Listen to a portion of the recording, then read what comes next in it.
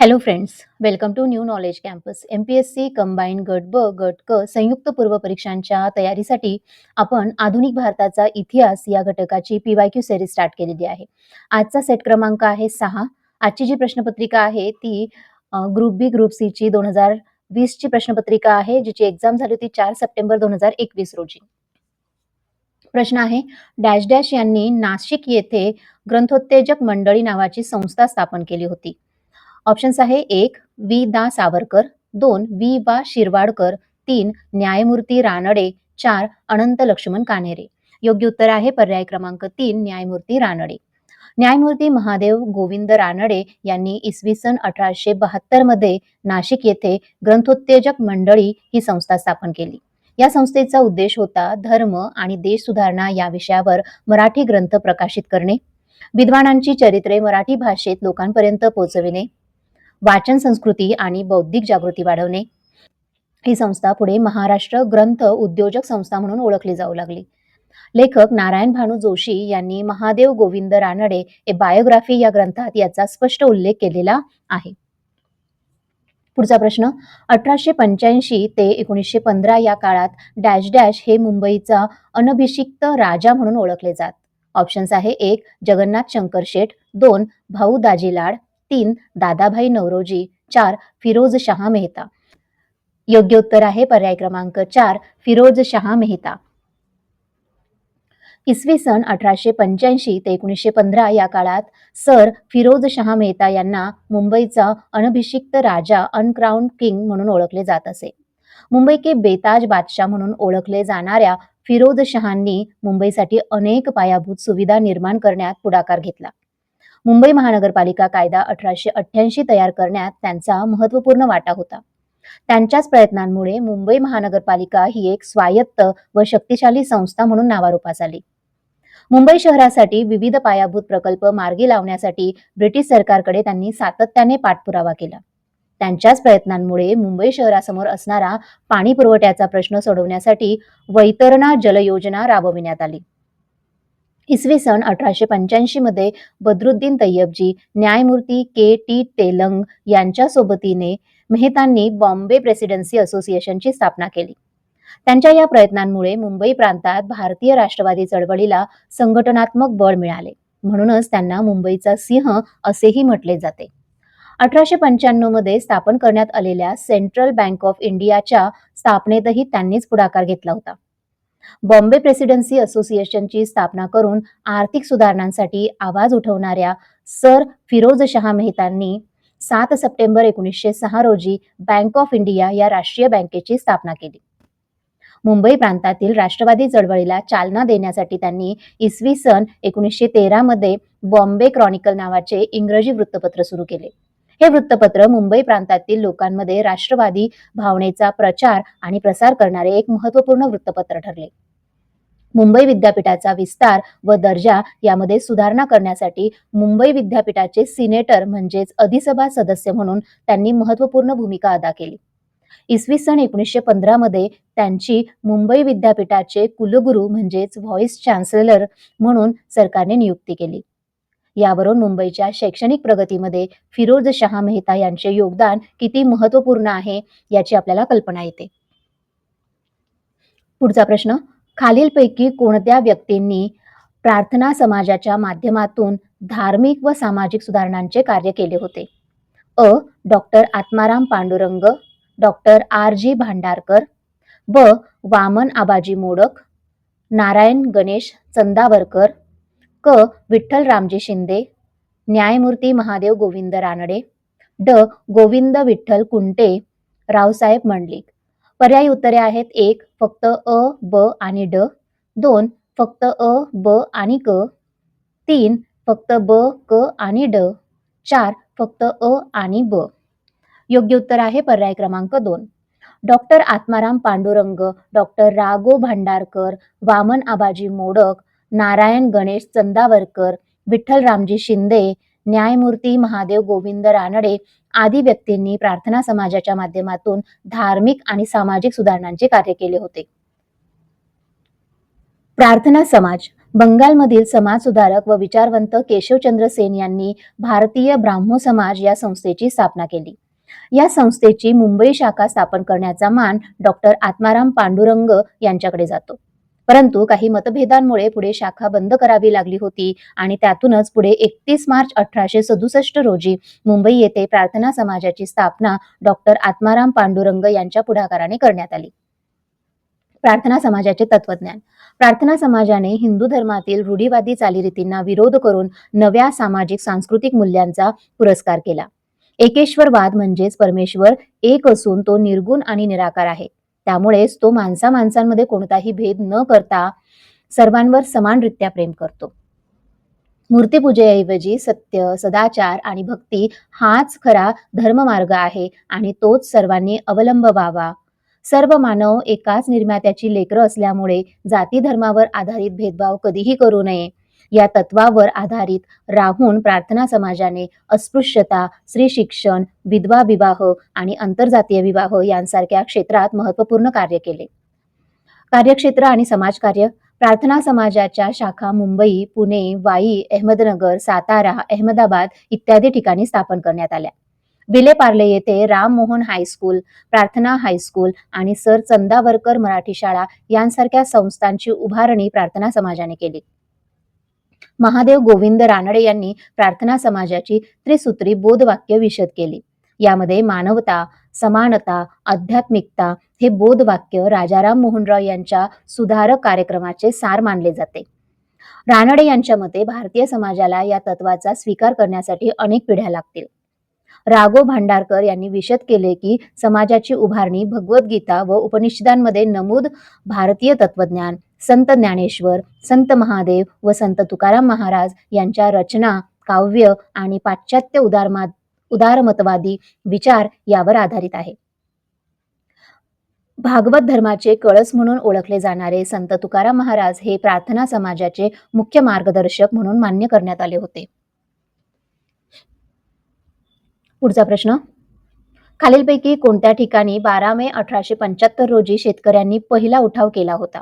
Options आहे 1 पुणे, 2 सुपे, 3 अहमदनगर, 4 सोलापूर. योग्य उत्तर आहे पर्याय क्रमांक 2 सुपे.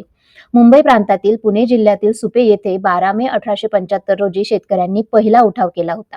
या शेतकऱ्यांच्या उठावाबाबत आपण संपूर्ण माहिती PYQ सेट क्रमांक 2 यामध्ये बघितलेली आहे. पुढचा प्रश्न. खालील जोड्या जुळवा. एका बाजूला 1857च्या उठावाची केंद्रे दिलेली आहेत तर दुसऱ्या बाजूला नेते दिलेली आहेत. 1857च्या उठावाची केंद्रे: अ. पेठ, ब. नरगुंद, क. जमखिंडी, ड. सोलापूर.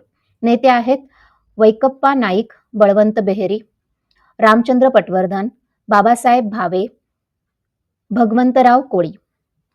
पर्यायी उत्तरे दिलेली आहेत. 1 4 3 2 1, 2 4 2 3 1, 3 4 1 2 3, 4 4 1 3 2.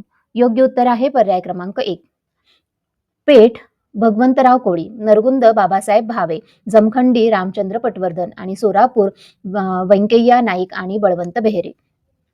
1857च्या उठावाच्या वेळी नाशिक जिल्ह्यातील कोळी राजे भगवंतराव कोळी यांच्या नेतृत्वाखाली भिल्ल आणि कोळी या आदिवासी समूहांनी ब्रिटिशांविरुद्ध उठाव केला.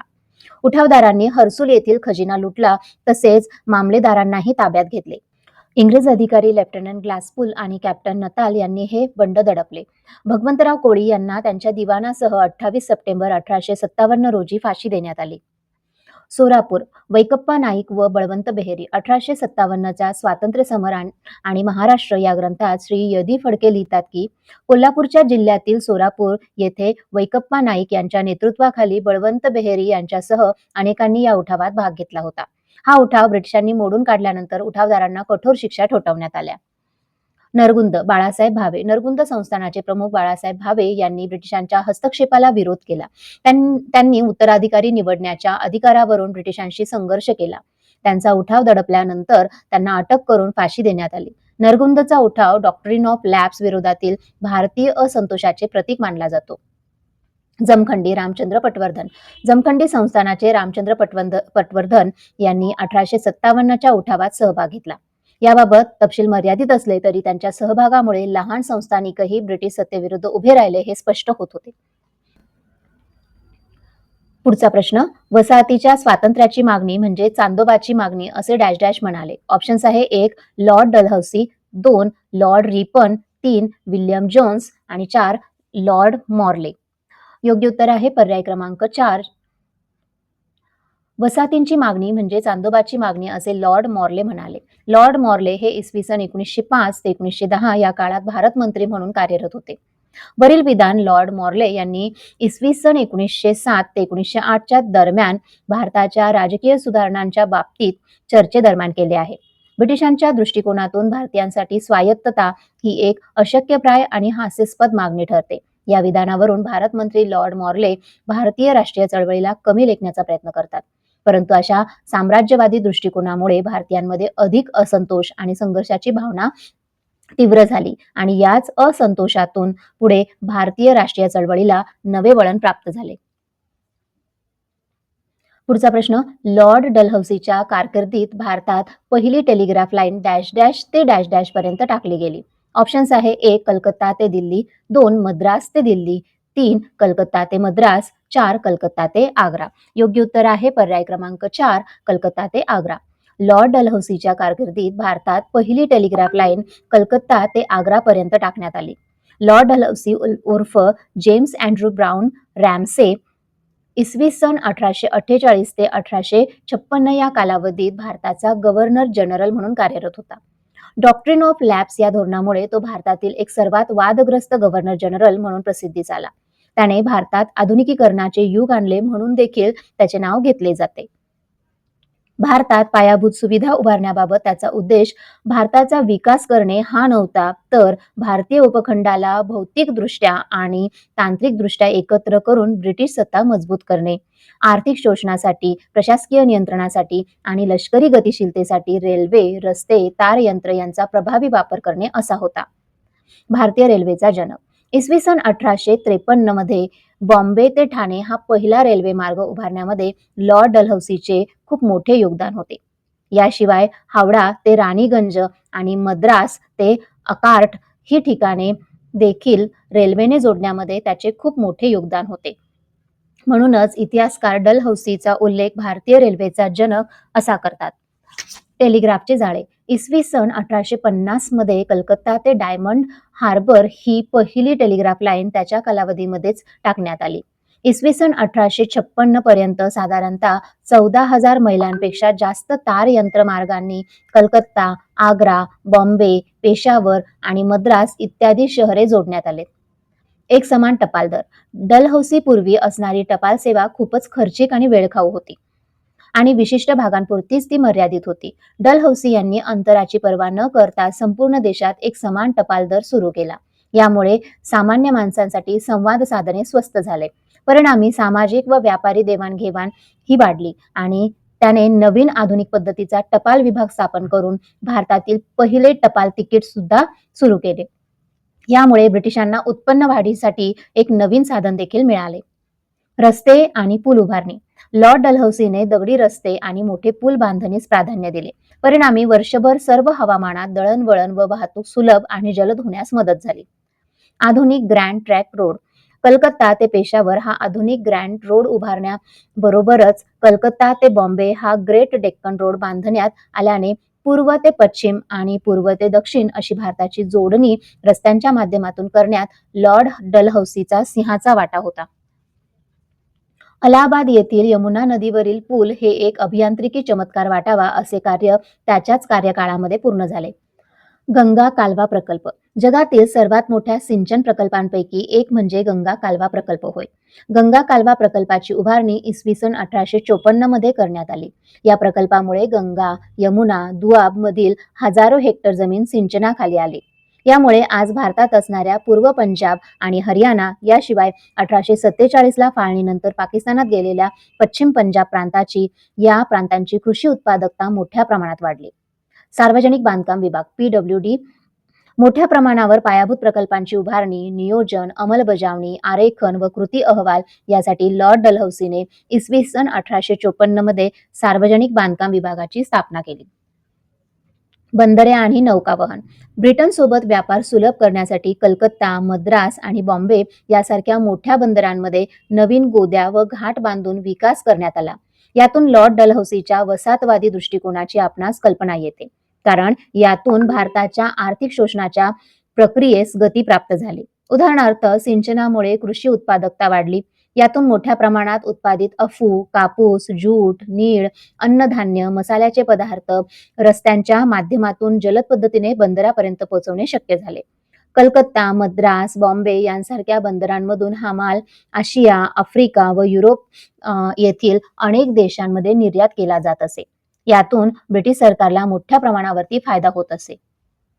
लॉर्ड डलहौसीच्या या धोरणांनी भारतात पायाभूत सुविधा निर्माण होऊ शकल्या.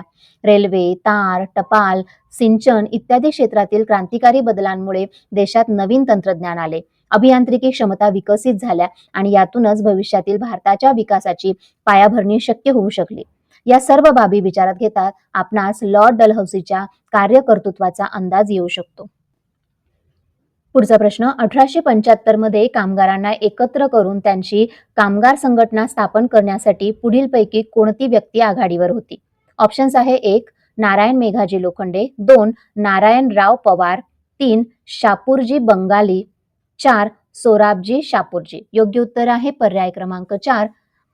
इसवी सन 1875 मध्ये कामगारांना एकत्र आणून सोहराबजी शापूरजी यांनी कामगार संघटना स्थापन केली. रघुनाथ करंजिये हे आपल्या भारतीय कामगार चळवळ या ग्रंथात लिहितात की बॉम्बे येथील कापूस गिरणी कामगारांना एकत्र आणण्याचा प्रयत्न सोराबजी शापूरजी यांनी केला. इसवी सन 1870च्या दशकात अनेक छोटे मोठे गट व कामगार समूह उदयास आले. त्यामधील सर्वात सक्रिय व संघटित असणारा मोठा गट म्हणजे सोहराबजी शापूरजी गट होय. इसवी सन 1875 मध्ये शापूरजी यांचा कामगारांच्या प्रश्नांवर त्यांना एकत्रित करण्याचा हा प्रयत्न म्हणजे भविष्यातील कामगार संघटनांचा अंकुर होय. यातूनच पुढे बॉम्बे मिल हँड असोसिएशन यासारख्या देशातील पहिल्या कामगार संघटनेचा जन्म बॉम्बे शहरामध्ये झाला. पुढचा प्रश्न, मुंबई सरकारने खालीलपैकी कुणाच्या अध्यक्षतेखाली रेल्वे मंडळाची स्थापना केली होती? ऑप्शन्स आहे: 1. Lieutenant Prescott, 2. Lord Dalhousie, 3. Lord Elphinstone, 4. Lieutenant Nelson. योग्य उत्तर आहे पर्याय क्रमांक 1. बॉम्बे सरकारने लेफ्टनंट प्रेस्कॉट यांच्या अध्यक्षतेखाली रेल्वे मंडळाची स्थापना केली. 19व्या शतकात बॉम्बे शहरात औद्योगिकरणामुळे त्यावर आधारित छोटे मोठे उद्योगधंदे वाढले आणि विस्तारले. व्यापार, आयात, निर्यात यात उत्तरोत्तर वाढ होत गेली. परिणामी शहराच्या लोकसंख्येत मोठ्या प्रमाणावर भर पडू लागली. यातूनच निर्माण झालेल्या अनेक समस्यांपैकी एक समस्या म्हणजे मुंबई शहरातील वाहतूक समस्या होय.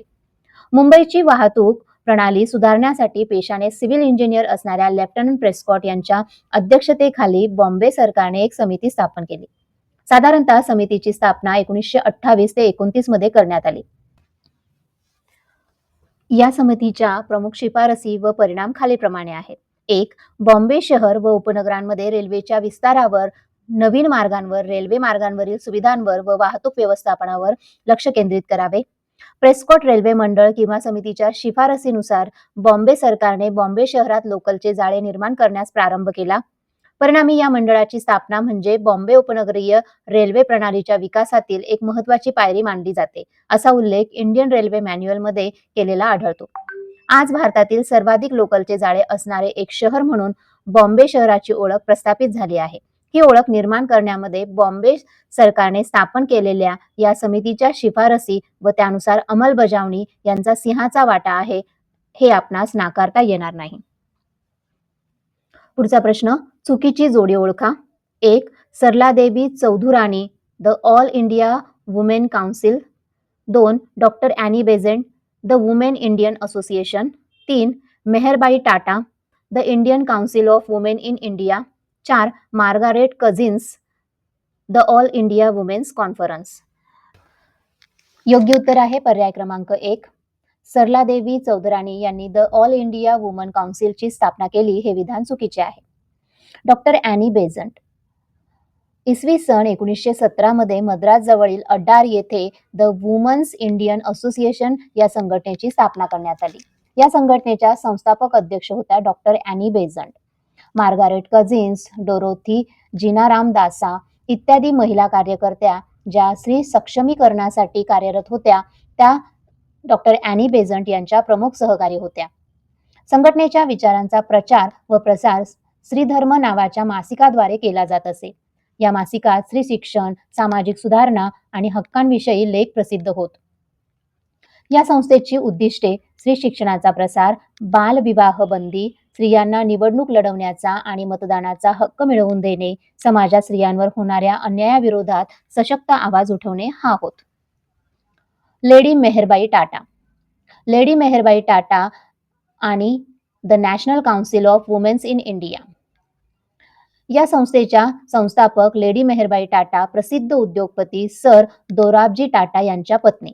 त्यांनी 1925 मध्ये the national council of woman in India या संघटनेची स्थापना केली.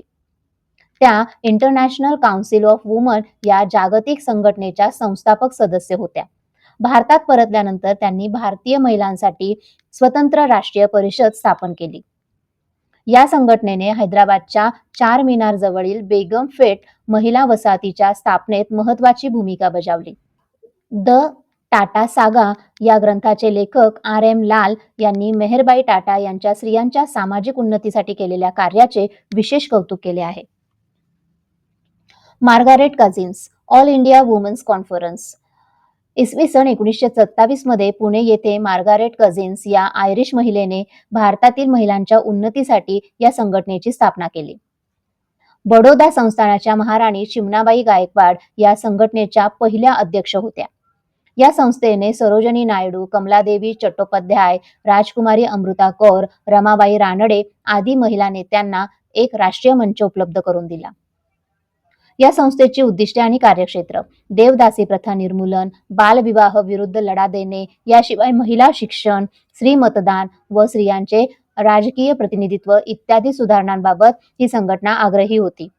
संस्थेच्याच दबावामुळे भारत सरकारने शारदा कायदा म्हणजेच बालविवाह नियमन कायदा 1929 मंजूर केला. तसेच 1935 भारत सरकार कायद्याद्वारे महिलांना स्वतंत्र मतदारसंघ उपलब्ध करून देण्यात आले. ही संस्था सध्याही सक्रियपणे कार्यरत असून संस्थेचे दिल्ली येथे मुख्यालय देखील स्थापन करण्यात आले आहे. रोशनी या मुखपत्रातून संस्थेच्या विचारांचा प्रचार व प्रसार केला जातो, असा उल्लेख लेखिका A.S. अल्टेकर यांनी history of the all India women's conference 1927 to 2002 मध्ये केला आहे. पुढचा प्रश्न: वर्ष 1820 मध्ये कोणत्या संस्थेने बंगाली मुलींची शाळा कलकत्ता येथे सुरू केली? 1. Calcutta female juvenile society, 2. British foreign school society, 3. Society for native female education, 4. Scottish mission.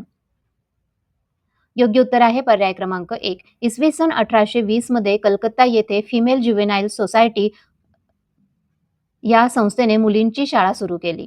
Christian मिशनरीच्या नेतृत्वाखाली बंगाली गर्ल्स स्कूलची स्थापना कलकत्ता येथे सुरू करण्यात आली होती. या शाळेत बायबलचे वाचन, ख्रिश्चन धर्माचे संस्कार शिकवणे, येशू ख्रिस्ताची भजने व प्रार्थना असे धार्मिक शिक्षण दिले जात असे. याशिवाय मुलींना शिवणकाम, बागकाम, अपत्य संगोपन आदी कौशल्य विकसित करणाऱ्या शिक्षणाबरोबरच इंग्रजी, बंगाली भाषा, अंकगणित इत्यादी विषय देखील शिकवले जात असे. या शाळेचा मुख्य उद्देश ख्रिश्चन धर्मात धर्मांतरित झालेल्या भारतीय पालकांच्या मुलींना एक उत्तम गृहिणी व ख्रिस्ती धर्म उपासक बनवणे हा होता.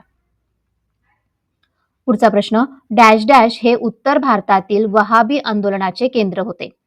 ऑप्शन्स आहे: 1. पटना, 2. दिल्ली, 3. फिरोजपूर, 4. अलीगड. योग्य उत्तर आहे पर्याय क्रमांक 1. पटना. पटना हे उत्तर भारतातील वहाबी आंदोलनाचे एक प्रमुख केंद्र होते. वहाबी चळवळ ही इस्लामिक पुनर्जीवनवादी चळवळ होती, जी 18व्या शतकात अरबस्तानात सुरू झाली तर 19व्या शतकात भारतात या चळवळीला मोठे पाठबळ मिळाले. या चळवळीचा उद्देश इस्लामचा शुद्ध व मूळ स्वरूपातील तत्वांचा अभ्यास करणे आणि त्याचा प्रचार प्रसार करणे हा होता. इस्लाममधील प्रमुख शक्ती बनलेल्या वहाबी चळवळीने अल्लाशिवाय इतरांना ईश्वर न मानणे तसेच कुराण व हदीस नुसार म्हणजेच मोहम्मद पैगंबरांच्या शिकवणीनुसार व परंपरेनुसार जीवन आचरण करणे व या तत्वांकडे पुन्हा जाण्याचा आदेश दिला. भारतातील वहाबी चळवळ ही अरबस्तानातील अब्दुल वहाब यांच्या शिकवणीनुसार प्रेरित होती, परंतु सय्यद अहमद बेरवली आणि मोहम्मद इस्माईल देहलवी यांनी भारतीय परिप्रेक्ष्यात या चळवळीमध्ये योग्य ते बदल केले. भारताच्या मध्यभागी असणारे पटना शहर हे चळवळीचे एक महत्त्वाचे केंद्र बनले. येथूनच संघटनेला मोठ्या प्रमाणावर निधी व स्वयंसेवकही मिळाले. यामधील अनेक स्वयंसेवक मग नंतर संपूर्ण भारतात पाठवण्यात येत असे व त्यांच्या मार्फत संघटनेच्या विचारांचा प्रचार व प्रसार केला जात असे. पुढचा प्रश्न, पुणे येथील मुलींची शाळा चालवण्यासाठी ज्योतिबा फुले यांना खालीलपैकी कोणत्या व्यक्तींनी सहकार्य केले होते? अ. सखाराम यशवंत परांजपे, सदाशिव गोविंद हाटे. ब. सदाशिवराव बल्लाळ गोवंडे, मोरो विठ्ठल वाळवेकर. क. विष्णुपंत तथ्थे, केशव शिवराम भवाळकर. ड. काशीराव देशमुख, हरिभाऊ चव्हाण. पर्याय उत्तरे: 1. फक्त अ, ब आणि क. 2. फक्त अ, क आणि ड. 3. फक्त अ आणि ब. 4. फक्त क आणि ड. योग्य उत्तर आहे पर्याय क्रमांक 1. पुणे येथील मुलींची शाळा चालविण्यासाठी महात्मा फुलेंना सखाराम यशवंत परांजपे, सदाशिव गोविंद हाटे, सदाशिवराव बल्लाळ गोवंडे, मोरो विठ्ठल वाळवेकर, विष्णुपंत तथ्थे, केशव शिवराम भवाळकर आदी मंडळींनी सहकार्य केले. 19व्या शतकाच्या मध्यात स्त्रियांना शिक्षणापासून वंचित ठेवण्यात आले होते. रूढीवादी विचारसरणीमुळे स्त्री शिक्षणाला सामाजिक पाप मानले जात असे. अशा काळात महात्मा ज्योतिबा फुले आणि सावित्रीबाई फुले या फुले दाम्पत्याने स्त्री शिक्षणाच्या क्षेत्रात पाऊल ठेवून इतिहास रचला. इसवी सन 1848 भिडेवाडा पुणे पहिली मुलींची शाळा काढण्यात आली. ही भारतातील मुलींची पहिली शाळा मानली जाते. त्यांच्या स्थापनेमध्ये महात्मा फुले व सावित्रीबाई फुले यांचा मोठा वाटा होता. सावित्रीबाई या शाळेच्या पहिल्या शिक्षिका ठरल्या. यानंतर फुले दाम्पत्याने इसवी सन 1851-52 मध्ये आणखी 2 मुलींच्या शाळा सुरू केल्या. या शाळांमधून अंकगणित, भूगोल, इतिहास इत्यादी व्यावहारिक शिक्षणाबरोबरच नीतिमत्ता, कर्तव्य, समानता या विषयांवर देखील भर देत नैतिक शिक्षणावर भर देण्याचा प्रयत्न केला गेला. मानसिक छळ, आर्थिक अडचणी, सामाजिक बहिष्कार, कौटुंबिक अडचणी इत्यादी अनेक अडचणींना व समस्यांना सामोरे जात फुले दाम्पत्याने या शाळा अनेक वर्ष चालविल्या. यातूनच महात्मा फुलेंना भारतातील स्त्री शिक्षणाचे जनक असे म्हणतात, तर सावित्रीबाई फुलेंना भारतातील पहिली स्त्री शिक्षिका असे म्हटले जाते. पुढचा प्रश्न, खालील जोड्या जुळवा. अ. परमहंस मत प्रशंसा. ब. विचार लहरी. क. शाक्त पंथाचे अनुयायी. ड. दादोबा पांडुरंग. समोर आहेत गुजाबा जोशी पुणेकर. 2. कृष्णशास्त्री चिपळूणकर. 3. मोरभट दांडेकर. 4. धर्मविवेचन. पर्याय उत्तरे आहेत 1. 1, 3, 4, 2. 2. 1, 2, 3, 4. 3. 2, 1, 4, 3. 4. 4, 3, 2, 1. योग्य उत्तर आहे पर्याय क्रमांक 2. परमहंस मत प्रशंसा गुजाबा जोशी पुणेकर. विचार लहरी कृष्णशास्त्री चिपळूणकर. शाक्त पंथाचे अनुयायी मोरभट्ट दांडेकर. दादोबा पांडुरंग. धर्मविवेचना. परमहंस मत प्रशंसा लेखक गुजाबा जोशी पुणेकर. या ग्रंथात गुजाबा जोशी लिहितात की भागवत धर्मावर आधारित असणारा वैष्णव पंथ हा एक महत्त्वाचा पंथ आहे. भागवत धर्मावर आधारित असणारी वैष्णव पंथाची एक शाखा म्हणजे परमहंस मत होय. याच परमहंस मत पंथाच्या प्रचार व प्रसारासाठी जोशी यांनी हा ग्रंथ लिहिला. या ग्रंथात जातीय भेदभाव, उच्च नीचता यांचा निषेध करतानाच ईश्वर प्राप्तीसाठी जन्म किंवा जात महत्वाची नसून व्यक्तीची भक्ती आणि नैतिकता महत्वाची असते असे विचार मांडण्यात आले. ग्रंथ विचार लहरी लेखक कृष्णशास्त्री चिपळूणकर. विचार लहरी या वृत्तपत्रातील लेखांचा संग्रह म्हणजे हा ग्रंथ होय. या ग्रंथाच्या माध्यमातून कृष्णशास्त्रींनी बालविवाह, विधवा पुनर्विवाह प्रतिबंध, जातीभेद, गुलामगिरी, अंधश्रद्धा यांसारख्या विषयांवर मर्मभेदी टीका केली आहे. या लेखांमधील भाषा ठोस, तर्कवादी आणि स्पष्ट होती. परिणामी त्यांना रूढीवाद्यांच्या टीकेलाही बऱ्याच वेळा सामोरे जावे लागले. कृष्णशास्त्री चिपळूणकर हे इंग्रजी भाषेचे समर्थक असले तरी त्यांना भारतीय संस्कृती, तत्वज्ञान याचा अभिमानच होता आणि त्याच्या प्रसार व प्रचारासाठी देखील अनेक लेख त्यांनी विचार लहरी या वृत्तपत्रात लिहिले आहेत. शाक्त पंथाचे अनुयायी मोरभट दांडेकर. दांडेकर हे धार्मिक नेते होते आणि शाक्त पंथाचे म्हणजेच देवीचे उपासक करणारे अनुयायी होते. शाक्त पंथ हा देवीची उपासना व प्रमाण मानणारा प्राचीन पंथ आहे. यामध्ये स्त्री शक्ती मूळ असून तिच्यापासूनच सृष्टीची उत्पत्ती झाली आहे असे मानले जाते. शाक्त पंथाचे विचार देवी भागवत, दुर्गा सप्तशती आदी ग्रंथात आढळतात. दांडेकर हे शाक्त पंथातील देवीचे महत्व व स्थान विशद करताना समाजातील स्त्रियांना शिक्षण, समानता आणि गुणवत्तेच्या आधारावर त्यांना समाजात दर्जा देण्याबाबत प्रबोधन करत असत. धर्मविवेचना लेखक दादोबा पांडुरंग. या ग्रंथाच्या माध्यमातून दादोबांनी हिंदू धर्मातील जातीयता, अंधश्रद्धा यावर तर्कांच्या आधारावर टीका केली. त्यांनी एकेश्वरवाद, तर्कशुद्धता, बंधुभाव, समानता या मुद्द्यांवर भर दिला. याशिवाय तर्कशुद्ध, समानतावादी आणि नैतिकतावादी समाजाच्या निर्मितीसाठी सर्वांनीच प्रामाणिक प्रयत्न करावे अशी शिकवण दादोबांनी त्यांच्या या ग्रंथातून दिली. दादोबा पांडुरंग यांच्या या विचारांचा वारसा त्यांच्यानंतर महाराष्ट्रातील अनेक समाजसुधारकांनी पुढे चालू ठेवला. पुढचा प्रश्न, ज्या दिवशी लोकमान्य टिळकांचे निधन झाले त्याच दिवशी गांधीजींच्या डॅश डॅश चळवळीचे उद्घाटन मुंबईत झाले होते. 1. संविनय कायदेभंग. 2. असहकार. 3. दारू विरोधी. 4. भारत छोडो. योग्य उत्तर आहे पर्याय क्रमांक 2. असहकार. लोकमान्य टिळक यांचे निधन 1 ऑगस्ट 1920 रोजी झाले. याच दिवशी महात्मा गांधीजींनी मुंबईत असहकार चळवळीचे उद्घाटन केले. असहकार चळवळ म्हणजे ब्रिटिश सरकारच्या विरोधात शांततामय मार्गाने सहकार्य न करण्याची चळवळ. सरकारी नोकऱ्या, शाळा, न्यायालय, विदेशी वस्त्र यांचा बहिष्कार. गांधीजींनी ही चळवळ खिलाफत आंदोलन आणि स्वराज्याच्या मागणीसाठी सुरू केली. अशाच माहितीसाठी, PYQ सिरीजसाठी आणि MCQ सिरीजसाठी लाईक करा, शेअर करा न्यू नॉलेज कॅम्पसला. धन्यवाद.